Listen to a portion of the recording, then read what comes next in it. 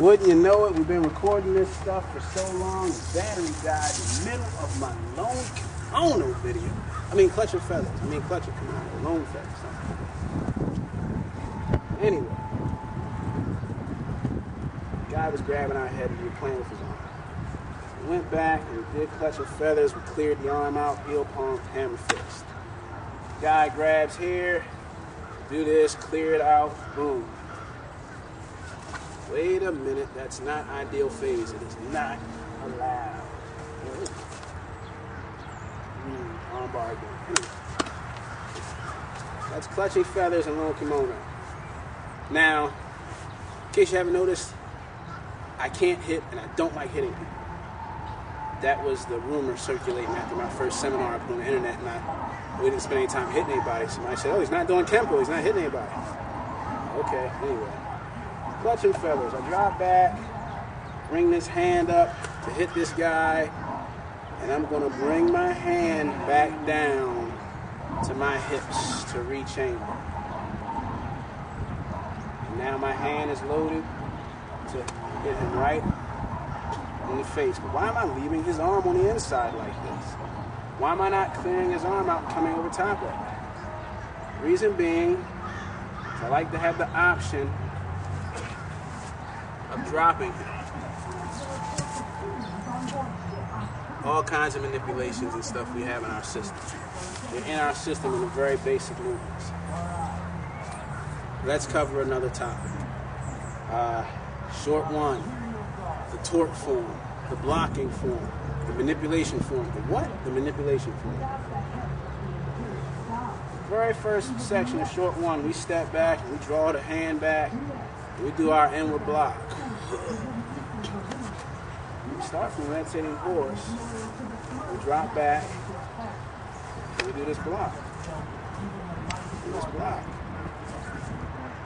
We do this block.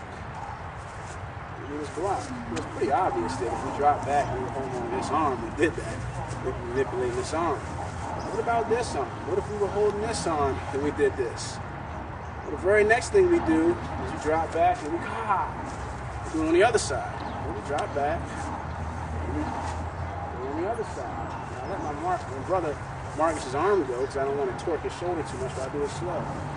Drop back and I hit here. And I hold this arm. And I pull it back. And I have his wrist pinned against me. And I hit him here. I'm trying to put pressure on his wrist, especially if he's actually holding on to it. You know, I saw a clip where a guy was doing a delayed sword, and the guy grabbed him, and he went to do delayed sword. When I go do delayed sword, just let go. And he was like, you can't do it on me because if you don't pin my hand, I'll just let go. Newsflash, it's self-defense. If I sit here and go and hit this guy's hand and he lets go, well, what did he do? He's not holding on to me anymore. Now it's a fight again. And I like fights, especially when the guy ain't holding on to me. Makes my job so much easier. Marcus, why giving me these arms to toy with? Stop doing that. Take over with spare cable wires out here and everything. Backyard Kenpo at its best. But anyway, so we drop back. We got our manipulation here. We also have our setup manipulation here. What's the next thing we do?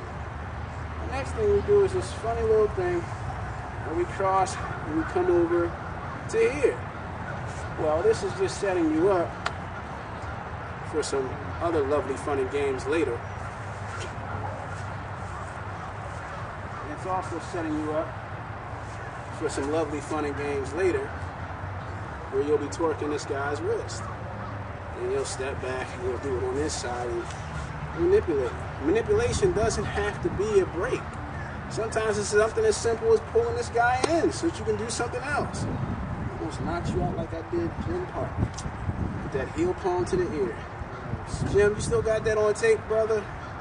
Miss you over here, man. Where you in Kansas now? Come back to Maryland. Keep putting them clips on the web. Screw what everybody else says. Do your thing. So we've got our manipulation here. When we have our manipulation here, draw him in, set him up, turn his shoulder. We go here. And we go, okay, let's cover step and suck him in, and no, I'm not checking his head for headbutts and all that. I'm just showing you things that you could be doing. Realistically speaking, I like to headbutt the guy anyway. Take that. And that.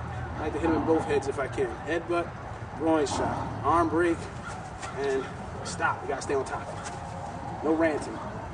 My name is not Dave Crouch. Do not rant. Anyway.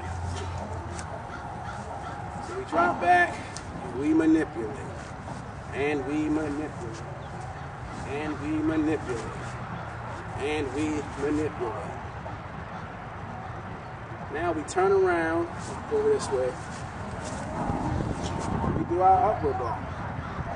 So, we're going to cover step over and do our upward block. Then we're going to do our upward block. There are all sorts of little setups in here.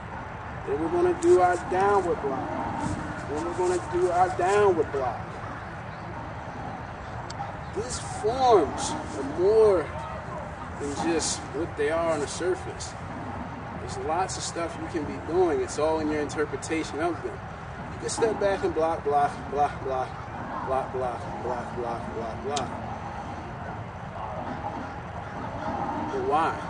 You learn that at yellow belt that it's all blocks. So by the time you're black belt, what else are you doing with it?